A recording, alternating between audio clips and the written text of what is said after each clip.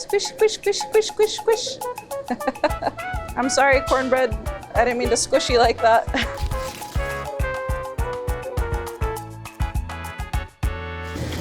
My name is Alexa Numkena-Anderson, and I am the chef of Javelina and Anisha in Portland, Oregon. We just opened up about a month ago now, and it's been awesome and fun. One of the dishes I wanted to share with you today is our Heirloom blue cornbread. I have utilized it on our dinner menu and as a dessert. My goal for this recipe was to make it accessible to everybody with a dietary restriction. There are no nuts, dairy, gluten, and depending on how you would like to take this recipe, whether or not you have duck eggs in it, it can be vegan as well. So to get started, we have half a cup of Hacienda white masa. I utilize 2 different types of cornmeal and 2 different types of masa because they all have a very special texture and they bring something different to the cornbread. After that, half a cup of the blue Hacienda. And then I utilize Ramona Farms Hopi cornmeal. It has such an awesome texture to it, and that's one of the things that I love about it. I'm enrolled with the Hopi tribe, but I'm also part Yakima, Cree, and Skokomish, and on my dad's side, my grandparents are from Mexico. I try to find ways to honor all of my heritage, and so you find it in a lot of my menu items and in a lot of the recipes that we put out. We got this ute cornmeal, and I love it because it's really coarse, and so after the cornbread's baked, you get like this beautiful bite from the texture of it. I found out about it originally from the Indigenous Food Lab, the coarse cornmeal. And so now even in Portland, I still order a lot of it. So I just like to mix it up just to make sure that I get it really even. And then after that, I'm going to start pouring in these other ingredients. So this is gonna be 3 cups of hemp milk. I like to utilize hemp milk just because it's very neutral. It has a really high fat content and a lot of nutrients in it. But it really helped me with developing this recipe to find something that it doesn't have almonds in it, because I developed the recipe originally with almond milk, and then after that I still found that there was people who were that have their nut allergies, and so I'm like, all right, I gotta take it a step further. I really want to include everybody in this. And then after that, got a little bit of sunflower oil.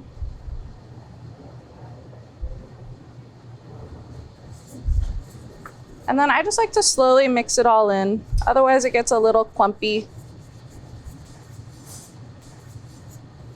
And then we have some maple syrup. This recipe does allow for like a little bit of versatility. So even if you have a light maple syrup or a dark maple syrup, it's still delicious. And then a little bit of maple sugar. Maple sugar has become like the salt and pepper at our restaurant, I feel. Every time we're making something, people ask me, they're like, oh, what do I season it with? Oh, just a little bit of oil, salt, maple sugar. What is that? About a tablespoon of salt. It is iodized salt, so I used a little bit less. And then we have baking soda, about 1.5 teaspoons. 1.5 teaspoons of baking powder. So the reason I developed this recipe initially was because I was at one of our pop-ups when we were partnered with the Indigenous Marketplace, and I had some extra fry bread left over, and so I went around handing it out to people, and I went to go ask an elder if she wanted some, and she said that she couldn't have the fry bread because she had diabetes and heart problems.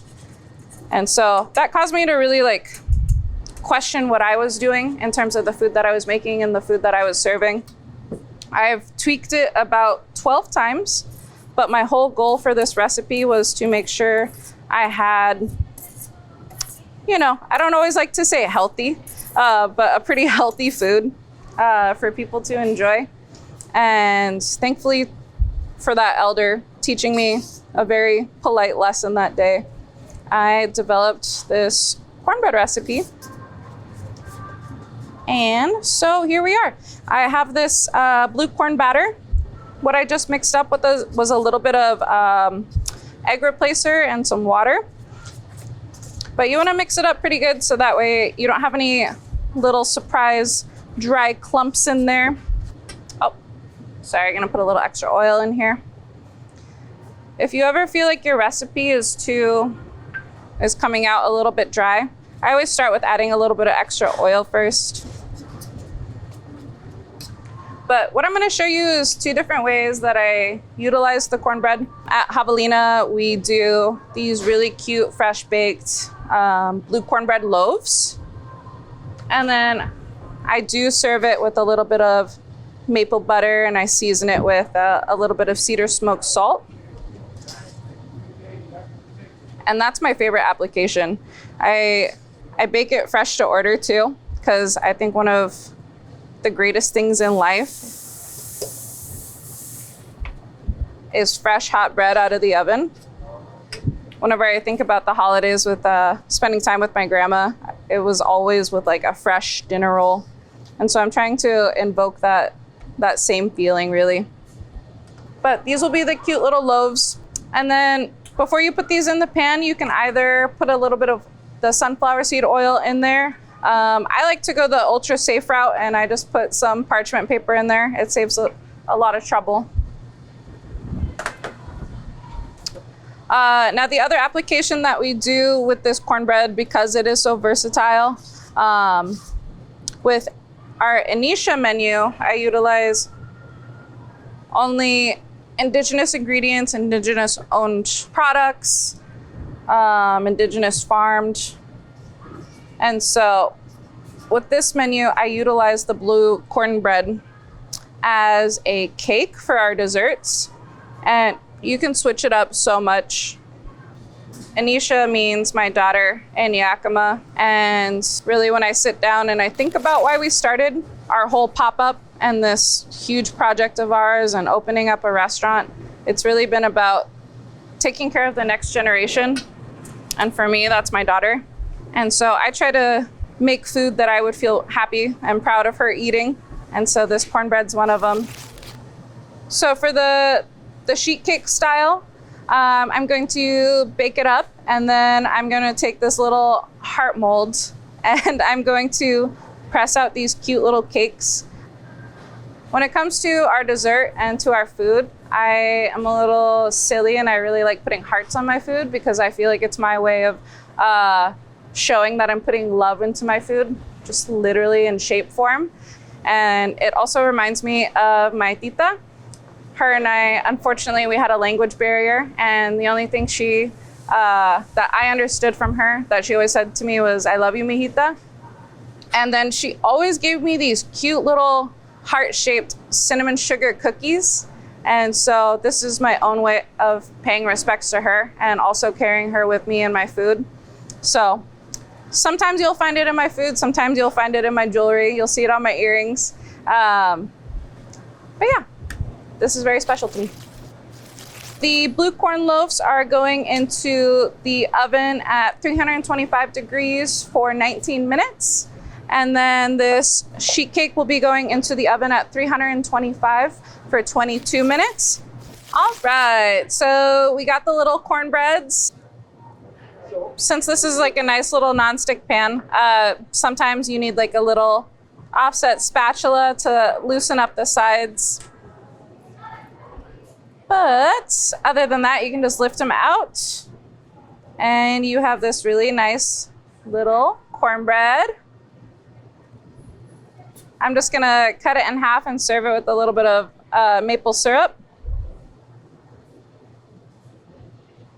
But there you go, you can really see all of the grain in there.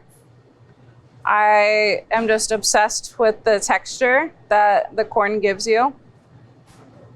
And then I just like to drizzle a little bit of maple syrup over it. It's so good as a sweet bread or a savory bread. But this is my little dessert.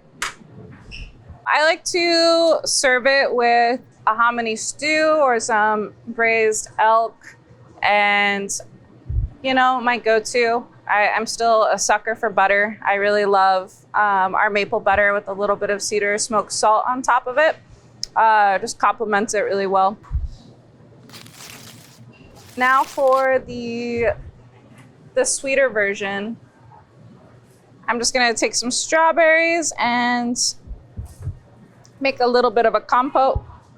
So you can do this with either strawberries or blueberries. Sometimes I like to use rhubarb, but I'm just gonna get some strawberries cut up really quick.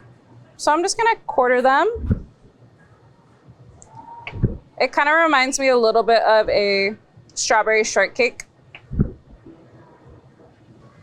When it comes to doing like indigenous desserts, I have a really hard time not utilizing berries because I feel like it's just so key. And so you'll always see huckleberries or strawberries or blueberries on our menu. And then right into the pot right here, I'm just gonna cook it down a little bit. And I'm going to add some maple syrup just to add to the moisture a little bit. And then just a little bit of maple sugar.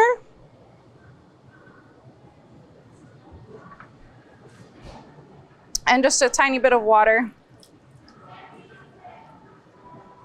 And then while that is cooking, I'll take this cake right here. This is just nice and even and bakes through here. So while I'm waiting on the strawberries to finish up, I'll just go through. And this is where I've been cutting up the little heart molds on it. So with this, I just like to press down a little bit. And then you have your little heart. And you can just press it out gently. And then the strawberries here are looking very nice.